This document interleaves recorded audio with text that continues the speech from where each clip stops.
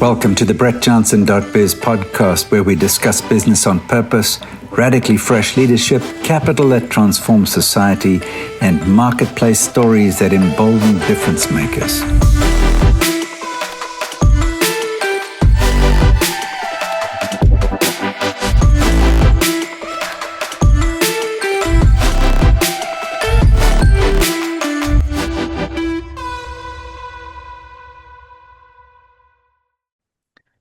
Welcome to the Repurposing Business Podcast. I'm your host today, Brett Johnson, and today I have Garrett Maroon with me. Garrett, what a cool name. I'm not sure where you get that. I don't think I've met any Maroons before.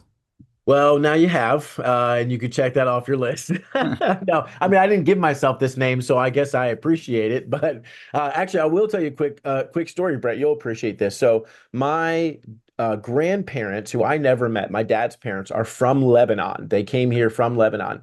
Well, when they came here, they were kids. Their parents, my dad's grandfather, so my great-great-grandfather, was named Maroon.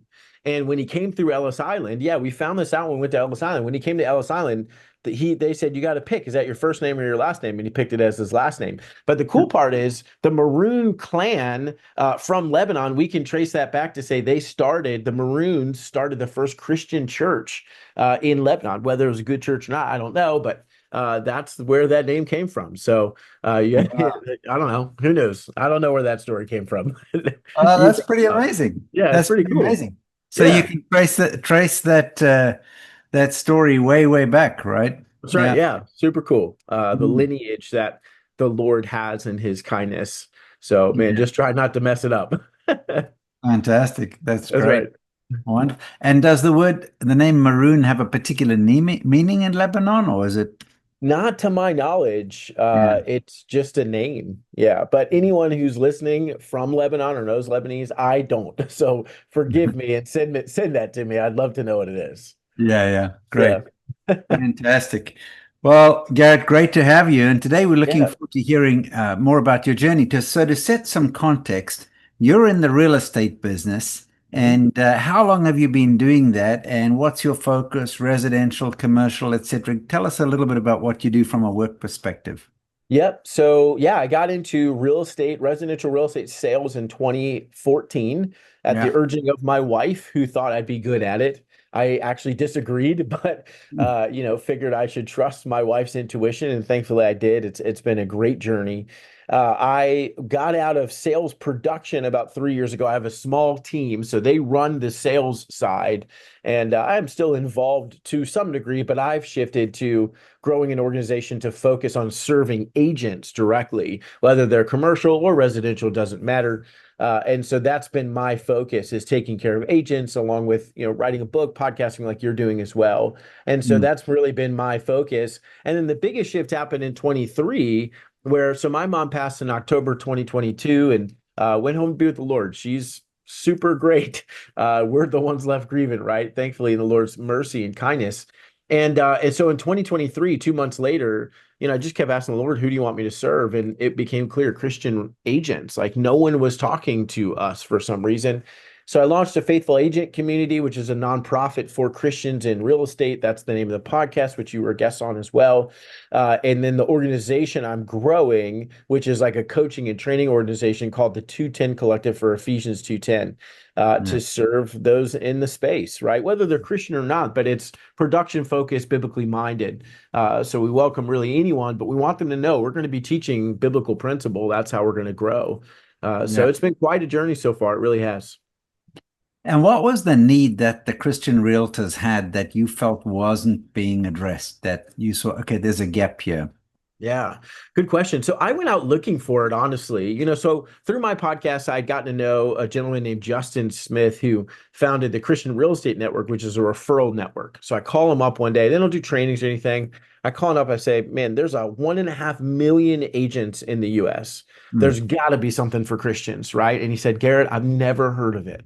Right. They're a referral network. They've never conference, never heard of anything like that. So for me, because I'm entrepreneurial, I just went and started it. Brett, honestly, just said, all right, well, then we're going to do it because this has to be a need. But, what's so cool about that. So we started the podcast in January. In March, we did our first event.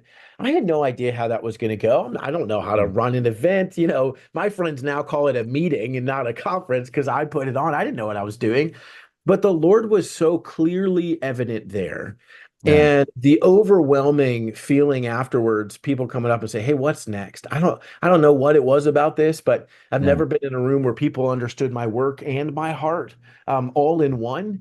And that was it. I didn't know what was going to happen because I didn't know if it was going to go well. Maybe it was a 3-month thing and done, but the Lord had different plans and purposes. So it was just the reality of, like you're doing, believers need to build differently. It doesn't mean we can't use some of the same tactics and principles, right? Of Yeah. course we can. But it's what you talked about on my show. It's faithfulness and over profitability. It doesn't mean those are mutually exclusive, but it's understanding, how do I build a business that honors the Lord, not honors me, right? Mm. Not builds my kingdom, but builds his kingdom. And we just have to ask different questions. So what was the need? We can't just look like the world. That's the need, right? Believers need to be in community where someone can say to me, "Hey, Garrett, I love what you're doing, man, but are you sure that's maybe the direction you should go?" Or, "Hey, are you spending too much time on this thing? Maybe you should go hang out with your kids," right? Someone who's going to point me back to, in the accountability, in the space of fellowship, to say, what actually matters? Let's look at what biblically is true. Brother, slow down, go hang out with your family, man. That's what matters. So, and there's just a need. There's a need for Yeah. us to be in fellowship, right? To be equally yoked. Mm. So, Garrett, as you look at this, I mean, it's a sales business. Consequently, it's driven often by incentives, and people feel they have to be out there on the treadmill. So, how have you thought about incentives differently from, or have you been able to do that, or are you stuck with the incentives in the system, or are you able to change that as you get a critical mass of realtors who are believers? That's such a good question. So I would say there are two ways. The first way is not a mechanical change, but a mindset shift, Okay. right? To how do we define the win? What does winning look like to me as a believer? So, Yeah. for example, I had a young mom come talk to me after I'd done this talk and kind of talked about some of this stuff that's in the book. And she said, "Garrett, last year I sold 55 houses, which is a lot." And she's a solo agent and a mom. And she said, "But this year, like, everyone's been asking me, how much am I going to sell?" And so I tell them 60 or 70 because I'm supposed to sell more. And she said, "But after hearing your talk, I'm going to intentionally sell 30 homes and it's going to change my life," right? She's going to cut her business effectively in half. And I said, "Well, Yeah. tell me why. My intent was not for you to sell fewer Yeah. homes." And she said, "Garrett, I got into the business because I'd never been able to pick up my daughter from school. And I have never picked up my daughter from school because I've been so busy selling houses, showing Right. houses. And that's not why I'm here." And so there is a reframing that needs to happen, not just for believers, but certainly for believers, right? Real estate is not going to be on your headstone when you're gone. It just won't be. I mean, hopefully, right? It won't be on your headstone. It's going to be other things about following the Lord, about being a husband, a dad, a wife, a mother, whatever it is. And so that's number one, right? It's the reframe of that. And then because of the model of the brokerage that I'm part of, we can actually create residual income by helping and serving other agents without charging them, right? It's a revenue share model. And so we are also pulling agents out of a traditional model, bringing them into our model to be in business with other believers, but also now, as we desire already to pour in and serve one another, we're actually also creating revenue share by helping other agents succeed too. And so for the first time, there's actually an exit strategy, whether that's to get out completely or whether that's to say, you know what, I do want to be home more. I'm going to sell 5 homes this year and I don't need to sell 20 because I have residual income coming in, right? So it's Right. giving them this freedom to finally have choice to not just run the rat race forever. It's very interesting. Reminds me a little bit of the Old Testament concept of the first fruits.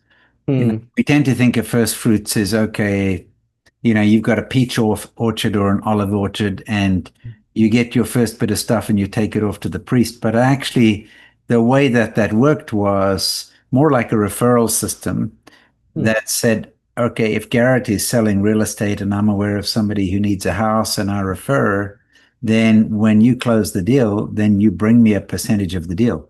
It was like Hmm. a a built-in Hmm. referral system, yeah, which encouraged the whole nation to be entrepreneurial, but also to be looking out for other people.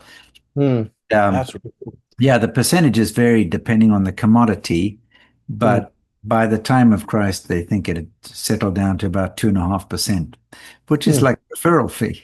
Hmm. That's Yeah, amazing. That's really yeah, cool. Yeah, I yeah. love that. That's awesome. I have a friend, a guy who went through our repurposing business training back in the Bay Area, and he contacted me one day and he said, "Can we get together for coffee?" And he was up in San Francisco. I was in the South Bay, but I happened to be in the North Bay driving back through the city. So I called him and I said, "I'm passing through." He said, "Look, let's meet at Pete's Coffee." So we did that and we sat there and he said, "Do you remember that a couple came down from Seattle and they were looking for a place to rent?" I barely remembered, but he said, you sent them to me and I couldn't find a place for them to rent, but I did sell them a house. I found a place for Hmm. them to buy. And he said, "So here's a check." I just wanted to say thank you.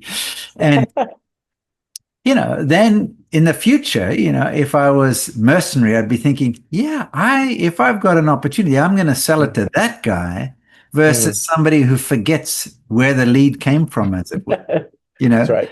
and, and in fact, in the New Testament, when there was a concept of somebody spoke about having an evil eye, and that Hmm. was the person who didn't do the first fruits. So, Hmm. you got a Interesting. reputation. So it's Yeah. like, and so it's great to build that in Hmm. among your people so that, they're not having to kill themselves to do 50 houses a Hmm. year, but they can be thinking, man, it's better to give than receive. Hmm. Let me help another up and coming agent. Hmm. Yeah. And yeah, so that's good. I'm Love glad that. that, Yeah. It's great. yeah, That's great. In the biblical, that's awesome. I love that stuff.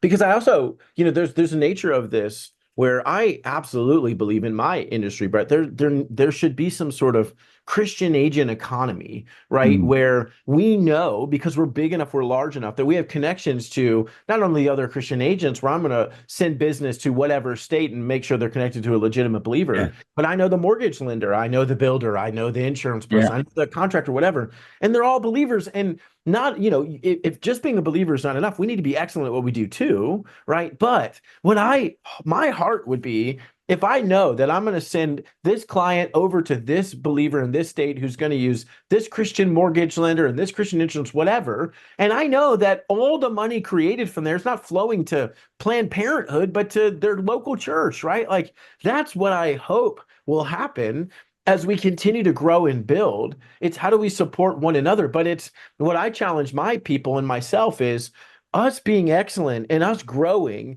is not just it's going to help us individually as agents. It's the yeah, ripple effect of all the people we can pass business to, but more than that, it's what would happen local agent in whatever state if I could help you become more excellent and steward the business you have well. Imagine the ripple effect in your local body as you give more, as yeah, you're able to whatever you can do, have more freedom to go serve and whatever that looks like. The yeah, ripple effect is huge. And so yeah. that's really my passion in trying to elevate us as believers, get us into business together, call each other to excellence, and then go out and spread and really create this economy together. Mm. That's very, very interesting. Very interesting. Yeah, I remember many years ago we met a lady in another country and her husband was a pastor. And we asked her, "What do you do?" She said, I I used to sell real estate, but Hmm. I don't sell it anymore. We said, "Why not?" She said, "Well, I just made so much money. Hmm. I I thought, God doesn't want me to have so much money." And so she Hmm. just quit. And so we said, Wow. "Did you think of asking God what he wanted you to do with the money?" Interesting. Yeah. No, so it's good to have an Hmm. ecosystem, and that is great within the industry. So Hmm. you said something earlier, which was asking God, who does he want you to serve? Which I think is a great question, Hmm. rather than who can I sell a house to, but, Hmm. and so that gets me to the question of what's going on in the real estate space. Now, it's almost you've got, I would say, three pockets from my uninformed opinion, and you can unpack this further. The one extreme pocket is the World Economic Forum Klaus Schwab, you'll own nothing and you'll be happy kind of story, which is you don't own anything, right? Sure. The other end of the spectrum is you'll own 1,000 apartments and get passive income and you don't have to work and you'll just have tenants in your apartments or whatever it might be, multifamily. And then the other thing is where the promised land is set up, everybody gets an allotment of land. Scripture says everybody will sit under their own vine. In other words, God has this notion that he wants people to have shelters. I've been just rewriting a book. I wrote a book a while ago called 10 Steps to Restoration. And it's out of Isaiah 49, just one chapter, just saying this is the sequence whereby God was going to restore Israel. And there's principles in there. Now, one of the things as it goes through these 10 different steps, the fifth one is shelter. You're going to have a roof over your head. You're going to have a home. You're going to have a base. So these three things. So younger generations, you don't need to own anything. You can rent an Uber. You can get an Uber. You can get it. You don't actually have to own stuff. So you can go minimalist, small footprint, all of that. And then you've got your own tons of stuff, which can take away a lot of places from people who could be buying. And then you've got the homeowners. Any perspectives that you have on that? Yeah, I remember you sharing about that on my show, right? The reality of, well, this land is your land, right? The book that you wrote as well. But when I started in 2014, the average age of a first-time home buyer was 24. Now it's 34. It's gone up by 10, basically once every year while I've been in the industry, right? Every 1 year, every year as I've been in.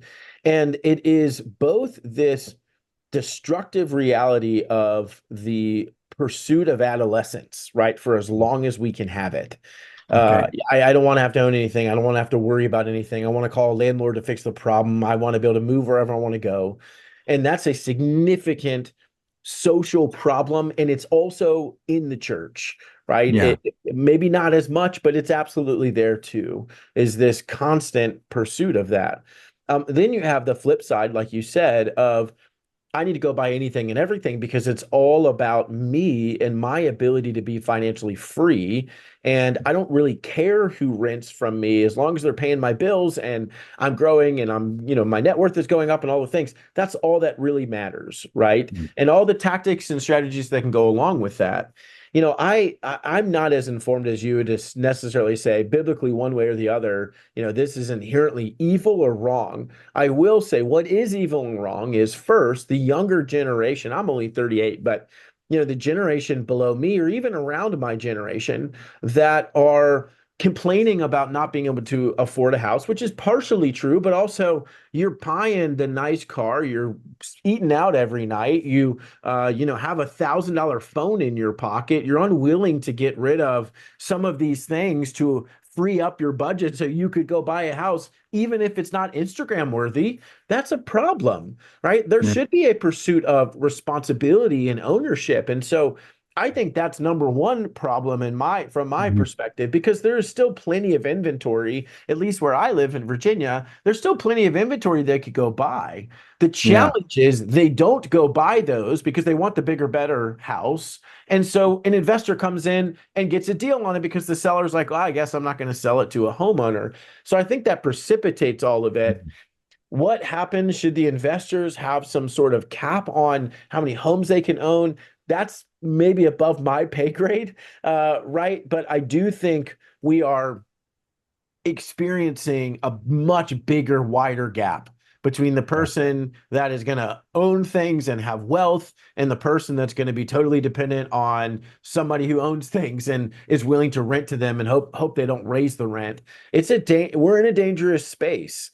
And it's both a call to believers to say, I want you to own more homes, because if we got to that point and you need it, my absolute best buddy, Tyler, owns a house outright because he was a professional baseball player, did really well.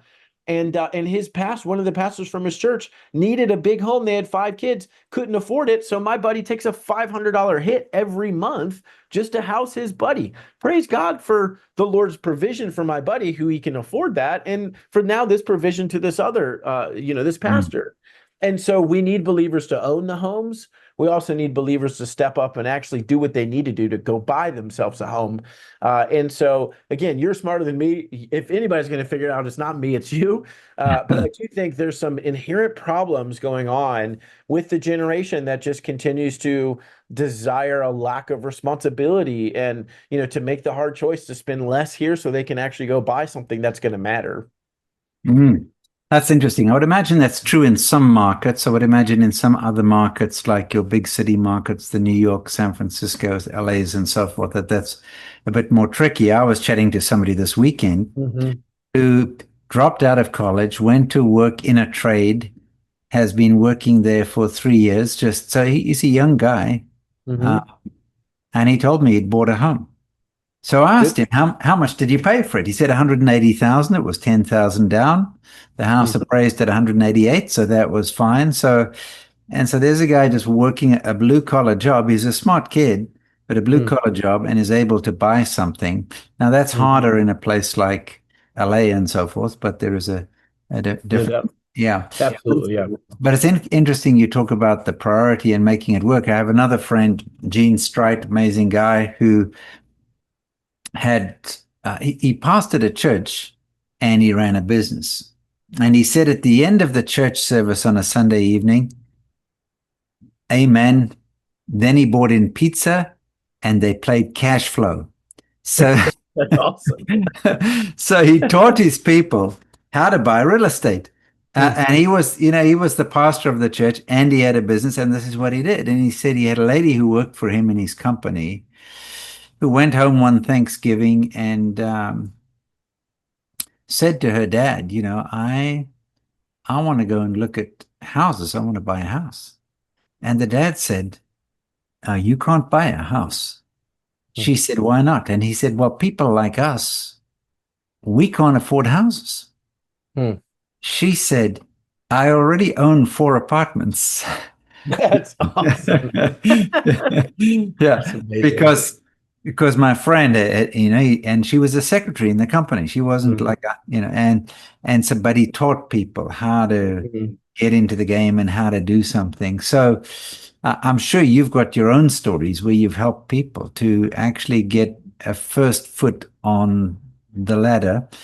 And so tell me, do you have stories like that where you've helped people get out of the mindset that says, look, it's never going to work for me, to, yep, this is a step I can take? Yeah. So the first person I think of is a sweet lady named Elba, who was 52 maybe when we helped her buy her first home. And it's just the sweetest lady, and it's a small townhome, right? She couldn't afford a lot. We got her a local grant to help her pay for it. It's in this small, tiny townhome division. And I remember I've helped people buy way nicer homes than that, right? But the joy that she had was unbelievable. And the way that it changed the trajectory, all of a sudden, she owned this home. And so her daughter realized, her daughter was working as a janitor, realized maybe I can figure out too. Her daughter went and bought her home. Then her Elba's mom, who had never owned a house her entire life, became relatively sick and needed a place to go. She got to move in with Elba, right? Sadly, she passed away, but Elba now is took advantage of the COVID market, and all of her equity just blew up like everybody else. And it's an amazing thing it's not less amazing, right, to help a 24-year-old who dad gave them $50,000 down. Like, that's cool too. Yeah. But it is a total transformation of someone like Elba, who grew up, mom had never owned a home, didn't think she'd ever own a home. We get introduced and just start talking to her about the opportunity to do it. And her humility to say, I don't need anything amazing. I just want to own something. What a gift that was to me, right? Now to her daughter, to her mom while she was here. So yeah, I mean, I love stories like that. It is a blessing to help people through that process. Yeah. Have you been involved with people, Garrett, where they live in a high rent district and then they just buy something somewhere else in the country just so that they can get going? Sure. Yeah, I mean, my area, that doesn't happen, right? Ours is not super expensive, but it's relatively expensive. And so I've definitely helped people who we're heavy military too. So that happens relatively often. We've got every military branch represented where we are. And so you do have a lot of people who will live where we are, just rent, and then go purchase in.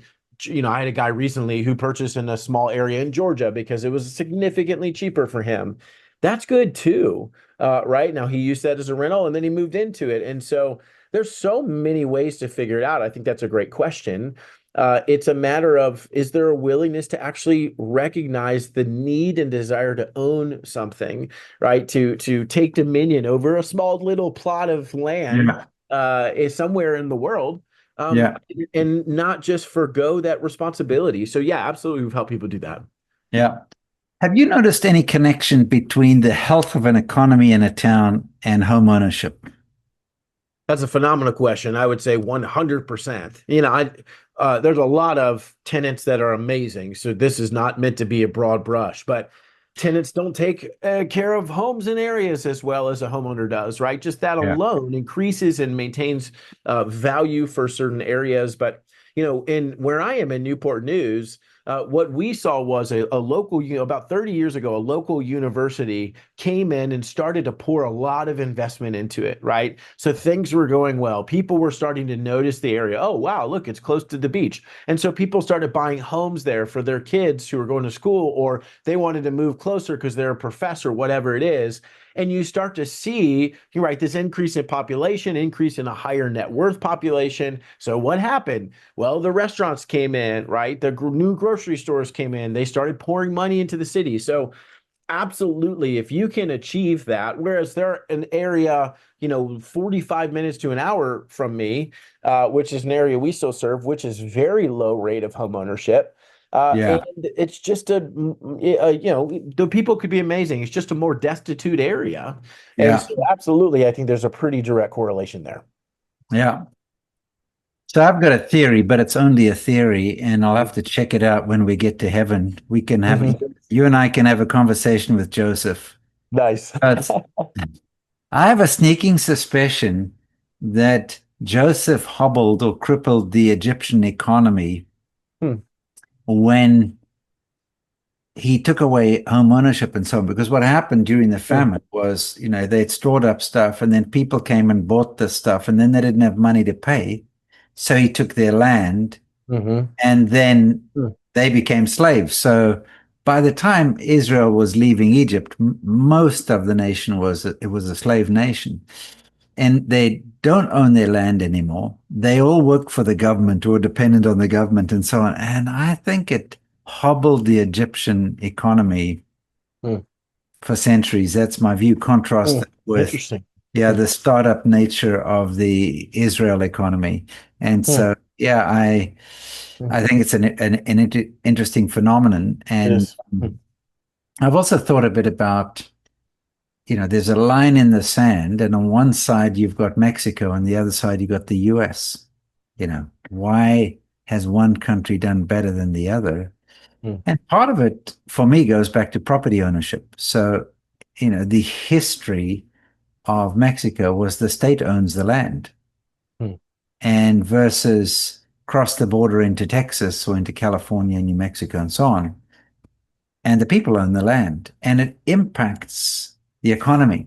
And I think that's part of the danger of saying, okay, don't worry, Garrett, you can just rent. You don't need to own a home and so forth. And it'll all be cool. We'll have a nation of renters, which means you do have a small elite that is owning the property and so forth. And so I think it ties into this myth that a well-informed elite will actually be good for everybody versus no, people need to take care of their own destiny. They need to own stuff. They need to care for stuff, look after the stuff, protect the stuff, steward it, and so forth, And so I think it's a very interesting thing. And that struck me once. We went down to a little town down north of Zihuatanejo. It was just this one area. And there was an Irish lawyer. I think he was a bit of a drunken Irish lawyer living in Mexico. And he petitioned the government, and he got the laws changed So Mm. that little town, that little seaside village got home ownership. Wow. Everybody in the town got three pieces of land, one up in the Mm. hills that they could farm, one in the town, and one on the coast. Mm. Now, many of the people sold their coastal land to investors from California or Canada or whatever. Um, but it changed the dynamics of the town Mm. because prior to that, the state owned all of the land. They were just there on the land. Mm. And so when they actually got the ownership certificate, thanks to the Irish lawyer, it really just changed the dynamics in the whole town. Mm. I Yeah. mean, it's the pride of that alone, right? Mm. You go back to this sweet woman Elba, the her being able to hold her head up higher, right? Yeah. There's something that happens when you say, I worked for this, I own this. Yeah. This is mine now, effectively. I changed the trajectory of my entire generations to come, Yeah. especially in her scenario. There's significant pride. When I went and last visited her a few months ago just to check in, pop by and say hello, she was working on upgrading her house. She's Mm. not doing that if she's renting, it's Yeah. this desire to say, I want to improve things. Again, I absolutely believe that original command to take dominion, right, over a certain part of the land. Well, we should be doing that in home ownership as well. How do I Mm. take dominion of this space that I have, that I live in, my yard, my home, right? Certainly to honor my kids as well. And how do I show that I honor the Lord by taking care of my property, by helping others around me to do the same thing? That there Yeah. is a totally different dynamic. When we rented out our very first house, now it was an old home. The tenants were super nice, but things would just break and they didn't really care, and they would tell me or they wouldn't tell me, and it got really expensive because of that eventually.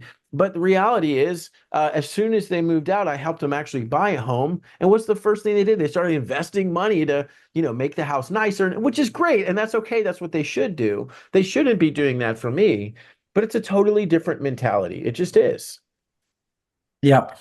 So let's get to your realtors and talk a bit about your realtors. So you're now helping a network of realtors, and you're teaching them faith-related principles, talking to them. What are the big topics that you're hitting with your group of realtors? Yeah, so the main thing for any real estate agent, right, is how do I sell more houses? We need to get to, it's not the Maslow's hierarchy of needs, right? But if you will, for us, like the primary, they're in this industry because they need to sell more houses. They need to Yeah. earn more money. They're trying to stop working so much and regain some sort of balance, right? They're in one of those two camps typically. And so that's our primary focus. How do we equip them to do that no matter their position? Because the second need would be, I want to be in fellowship with believers, right? But rightfully so, they should look, if they had two choices and say, here's a non-believer who's excellent at equipping me to sell more homes, and here's a believer who's terrible at it, they should go with the non-believer every time, right? And Yeah. so we're trying to make sure that we're not just out there saying, we're Christians, come join us, but we're saying, because we're Christians, we are seeking to be the most excellent to the glory of the Father.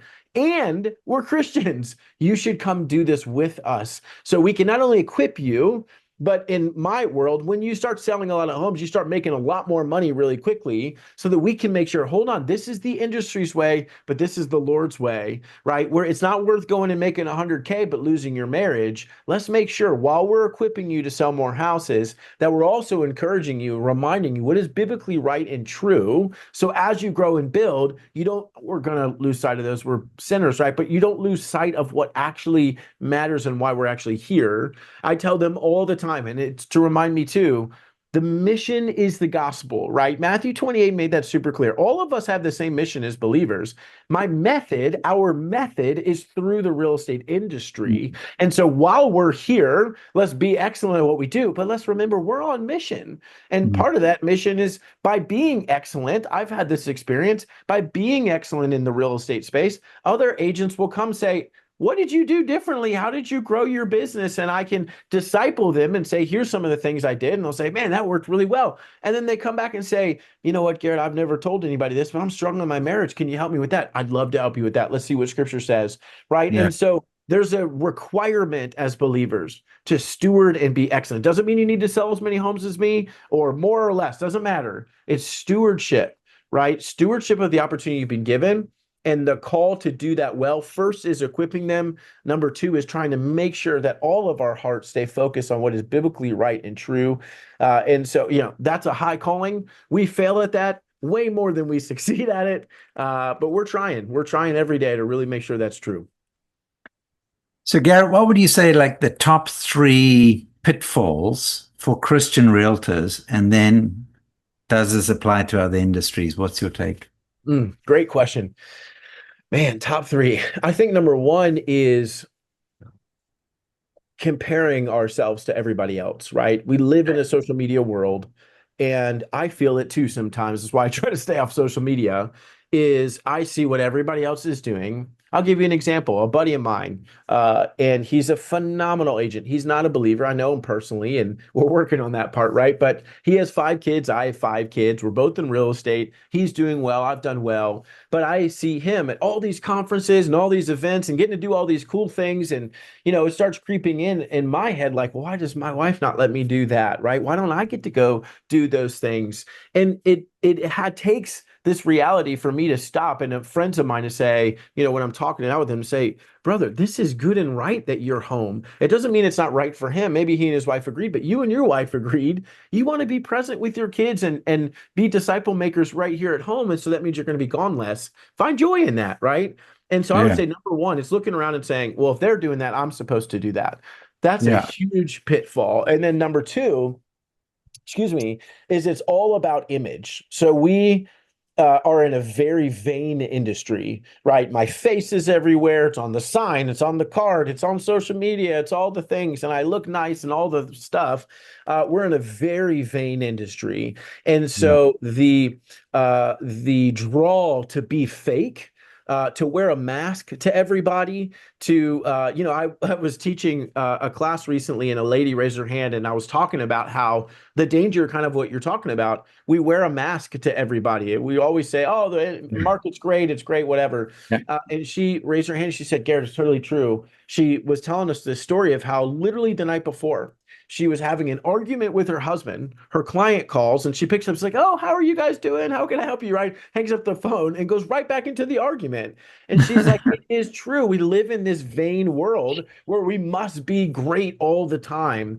And it's dangerous, right? I just think it's really dangerous. And then number 3, just to give you 3, it's a great question. I need to honestly think on more, but number 3 kind of goes hand in hand, but I would say we listen to the industry experts more than we listen to our own spouses.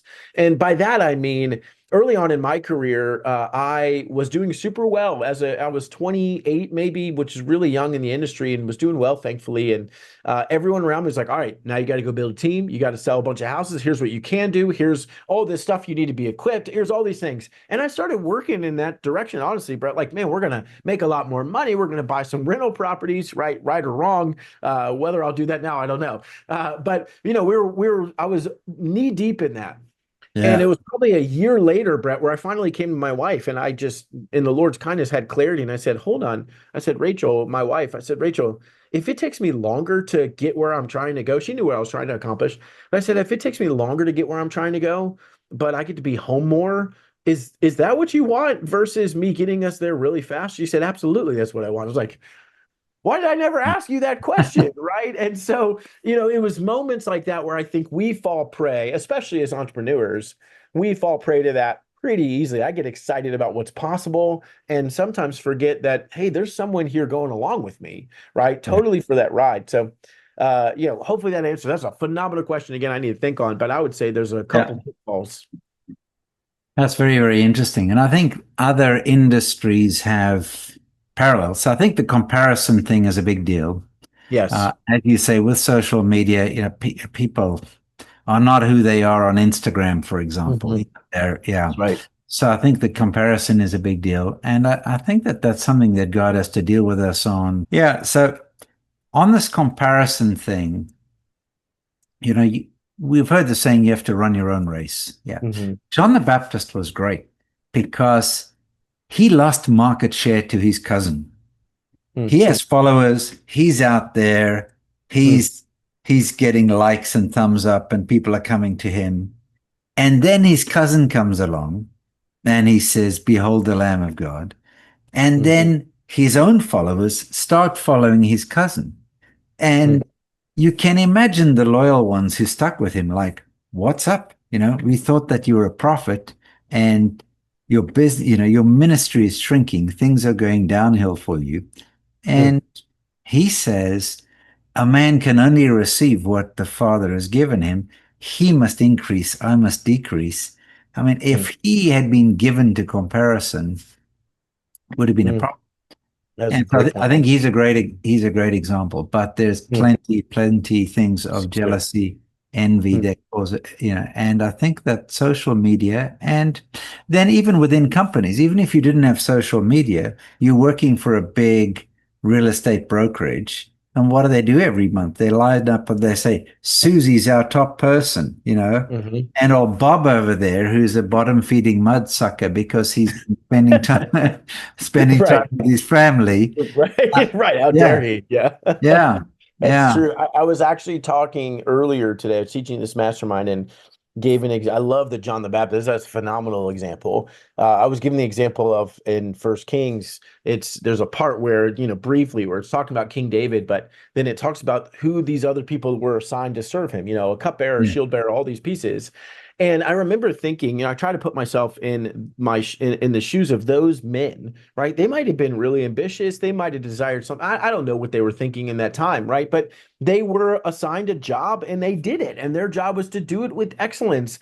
In our world, it's no, no, no. I'm going to be King David. Therefore, I must go become King David, right? We yeah, don't think in terms of I don't know what my assignment fully is. The Lord didn't write it out for me. He didn't say you're a cupbearer and now go serve the king. I know that my mission, right, to go and make disciples. But other than that, from a day to day, I don't know exactly how big my business is supposed to be. I don't know exactly how many agents I'm supposed to coach, whatever the context is. But I do know there's only one King David, a bit bigger, better King David, and that's Jesus. That's not me. And yeah, so I'm not supposed to be. I literally posted yesterday, Brett. I was convicted in this in my quiet time something to the extent of just sharing with people. My prayer this morning was, Lord, I constantly battle you for glory. Please win that battle, right? Because yeah, every single day I'm going to he's going to win. And every single day I'm going to wake up and I'm going to try to start fighting again.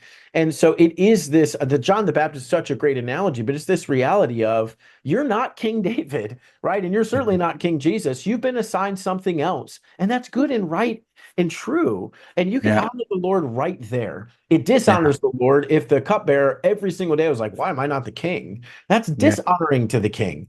And yeah, it's just this humility that I lack, that I think we ultimately lack. And thankfully, we live in a culture where it's like, hey, you could grow, you could build something big, and that's true.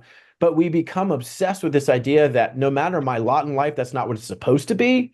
And so I need to go do something different. I'm supposed to be this guy over here going to all the events, whatever it is. So yeah, yeah, it's danger, it's sin, right? Everything points to sin as the problem, and it is the problem. yeah. But Yeah. yeah.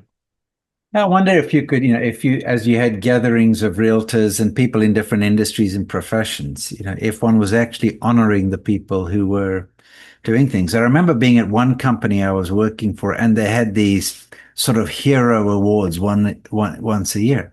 And so they said, oh, yeah, this team was working at this client, and there was a big problem in the systems. They were doing IT consulting, and, they slept under the desk for 3 nights in a row until they solved the problem. And the Hmm. guy next to me said, they don't give out awards for people who avoid the problem in the first place. And That's awesome. which is true, It is true. yeah. It is And true. so having different metrics, and it's really, really important who holds your scorecard. Does God hold your scorecard? Does your wife and kids hold your scorecard? And Mm, I have another friend who, 3 kids, he would go into work super early in the morning, beat the traffic, and be there like 5 a.m. in the morning, 6 a.m. in the morning. But he wouldn't stay and hang out after. He would leave on time to go and help his wife with the kids during the crisis hour in the evenings. So he wasn't around shooting the breeze, having a beer with the people in the office. Mm. And he got a bad review at work. His work Wow. wasn't bad. He Mm. just wasn't doing the schmoozing stuff. Mm. So his wife gave him a review, Mm. which was the That's real awesome. deal. That's amazing. So I like Mm. the idea of getting a review Mm. from Rachel, or people getting a review from their kids, the Yeah. people who matter, and so on. That's Yeah, that's great. I was just on another a show about an hour ago, right before we yeah, recorded, and I literally said we are so much in alignment there. I literally said my hope and heart is that one day on stage is the agent who sold 1,000 homes, awesome, next to the agent who sold five because she's a stay-at-home homeschool mom, intentionally choosing to not do more than that because she's where she wants to be. yeah, There's yeah, if the 1,000 a year person, that's success, and they still have a solid marriage and family and all the things, like they are equally successful, right? yeah, You said it again on my show. That's faithfulness. yeah, Faithfulness doesn't mean that I sell as many homes as you. You can have a yeah, big, massive church and be unfaithful. You could be faithful too. You can have a yeah, teeny church and be unfaithful or faithful, right? It's the Lord who determines. And so the reality of who we celebrate, which I catch that myself, right? Leading these masterminds, these calls, thinking about, all right, who's done a bunch of deals? Now, there is credibility with that. Of course there is. But yeah, also it's the, hey, you know what? I want you to come and just talk about how yeah, you intentionally protect yeah, your family. That's yeah, more valuable. yeah. Very, very good. Yeah. So you talked about Matthew 28, the Great Mm, Commission. I was just chatting with a friend recently. We were messaging back and forth and talking about the Great Commission, and often we'll talk about Matthew 28. I mm, see it as a threefold thing mm, because Matthew 28 is talking about people go into all the world, make disciples of all nations. And the word there is ethnos. It's a people thing, which is mm, great. The Mark passage is actually not talking about ethnos, it's talking about cosmos. mm, And cosmos is, well, obviously the whole big wide world. So that includes the world of real estate, but it also includes systems. mm, So the system of selling houses, the system of doing healthcare or finance, whatever it might be. And our mm, job is to go and to disciple a system. Sounds mm, to me like part of what you're doing is you're thinking, how do I change the real estate world to mm, make it a world that reflects the nature, the attributes, the original design of God mm, versus just a knockoff of what's out there. mm. I appreciate that. And that sounds way better than what I've ever told anybody. So that's how I'm going to tell people what it is now. I appreciate that, Brad. No, it really is. We need redemption in every area, right? And my small part of the world in the real estate market, and now we're global, but like we're focused mostly in the US. But we're looking at how do we redeem an industry that we've all just blindly followed off off the mountain, to say, like, you're right, all that matters is how much money I make and how many deals I do and what my ranking is. That can't be what this is about. And what's Yeah. amazing as I've gone about it, Brad, is even talking to unbelievers, they all agree with that. They all agree, you're right, we've been pursuing the wrong thing this whole time. And for Yeah. them, the end all be all is, right, I want to have balance. Well, we know that no matter how much balance you have, the only thing that matters is still missing, and that's a relationship with Christ. And so Mm. that's what they need. And my heart and my hope is that every agent in the entire world would know another agent who's a actual Bible believing believer, who Yeah. is a gospel witness, because that's what they actually need. It's great. You can go, I struggle with this, Brett. And man, I wish we had more time to talk about it, but I struggle when I'm at an event, and recently did an event, a couple hundred agents, and not a Christian event. And I'm there to talk about how to grow their business. And I am talking about redefining the win and those pieces, right? But it's not a Christian talk. I'm there to support them. And I remember talking to one of my elders beforehand. I said, I'm wrestling with this because I've got all these people that want to hear me, and I'm not telling them the only thing that matters. Like, I don't want to help them sell more homes and then they die and go to hell. That's not a Yeah. win. Like, that's not a win. I need them to know the gospel. And his encouragement was, look, you're there. Encouraging them to be better and more excellent in their work and in their homes is good and right. And hopefully in the Lord's kindness, you will have opportunity to have conversation with some of them who will say, I need more help than that. You say, let me tell you about Jesus, right? But that's hard for me, looking around and seeing a dying world and being in position to talk to them. And sometimes it doesn't mean that I don't talk about Jesus, but sometimes not being as blatant as I wish I was, because I'm trying to honor who brought me there, right?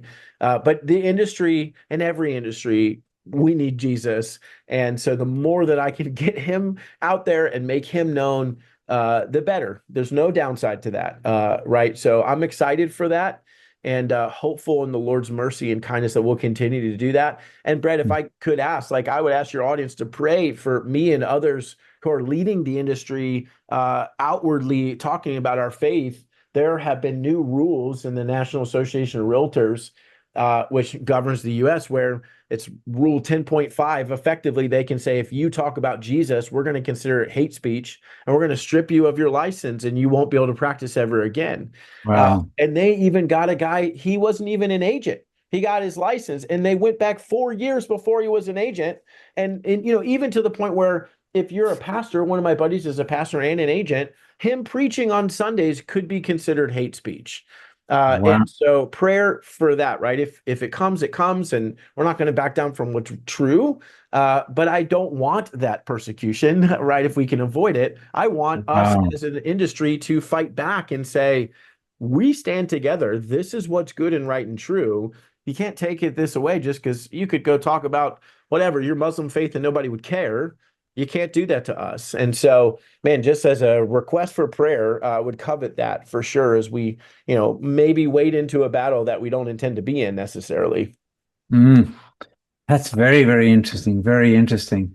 Which is all the more reason why you need to have a group such as your own, because when you oppose a law or a ruling or a policy, to say we represent 10,000 agents or whatever, if it's just me and my 5 friends in Newport News and we have coffee together once a month. Right, that's right. It's not the same as saying, look, here's our membership list. We've all signed this petition. This is why the policy needs to be changed, and so forth. Yeah, so that's a challenging thing, Garrett, and something to pray for. Thanks for sharing that. Absolutely. Yeah. The other thing that I find interesting is, you can go to a place and you can feel, maybe I need to slip in a little chat about Jesus, and are they going to go to hell? I find what's useful in my case is getting people to find their industry in the Bible. I had landed with a team in Lagos in Nigeria. We were about to do a conference a week later, and we got off the plane. They took us to a venue and they said, there's a bunch of journalists here. You're going to do an interview. You're going to do a press conference. So, we hadn't even gone back to the hotel, changed anything. And there's a bunch of people who've been sent by their daily newspapers, the major newspapers. This was in Nigeria. And these guys are there and they're asking questions about the event. And they asked us questions, me and the team, for about 45 minutes. Then I said to them, are you guys done with your questions? They said, yeah. They looked a little bit bored, frankly. And so then I said to them, do you think God is a journalist? And they kind of perked up, and they didn't answer. So they just looked at me. I said, how important is truth to you? Oh, no, truth is very important, they said. I said, how about words? How important are words to you? No, words really have meaning and blah, blah. And they nodded sagely. And then I said, well, Jesus said, I am the truth. I am the word. And, from the beginning of time, God has been telling a story and so forth. And I unpacked for them why I thought God was a journalist. And then got to ask them about them and God being in the same business. So they have the same job as God has. Well, they came alive, and they invited me. One of them said, are you free Tuesday lunchtime? Can you come and speak to our newsroom? So off I went to the other side of town. They got there. They gave me a little boom box and a microphone. And they said, this guy is going to talk to us about God, the journalist, or God and journalism, whatever they said. You can keep working or you can listen. So there's guys, some of them continued, some listened. By the end of the time, they were all listening. Yeah, it's cool. And they got convinced that God was a journalist.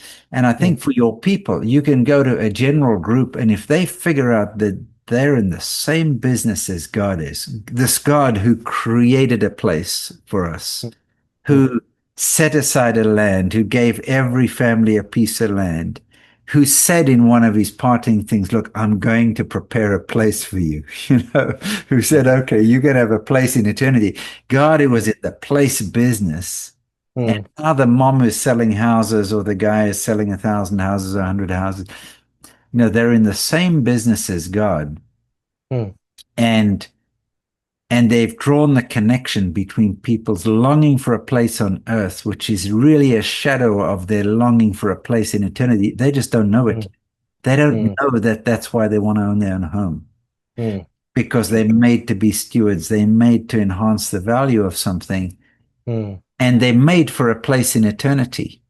And what they do on earth connects them to that place in eternity. So when they get the sold sign and they own something, it's a foretaste of what's going to happen for eternity. You can have those conversations without saying, here's the 4 spiritual laws and you've got to repent and you've got to do this stuff. It's when people find their significance because their work and God's work are interconnected, it can make a huge difference, I've found. It's great. I love that. It's so good. Yeah. I have nothing better to say than that, so you may as well just end. If this were my show, I'd be like, all right, we're not getting better than that. That's good. I love that, Brett. That is such a good thought process, philosophy, approach to people. Do you think God's in the business of place from my world? I love that. Thank you for sharing that. Great. Well, Garrett, thank you for coming on. Thanks for sharing your story. Bless you as you build your network, you build your community, you shepherd a family of people, and you help people remember, what's important, what's a priority, giving dignity to their work and their families and so forth, and not making false trade-offs. You can either have success or you can be this or that. So I love the fact that you're building a community with an alternate purpose, metrics, and with excellence. So bless you as you do that. And thank you so much for joining us on the podcast. Thank you for having me, brother. It was my honor.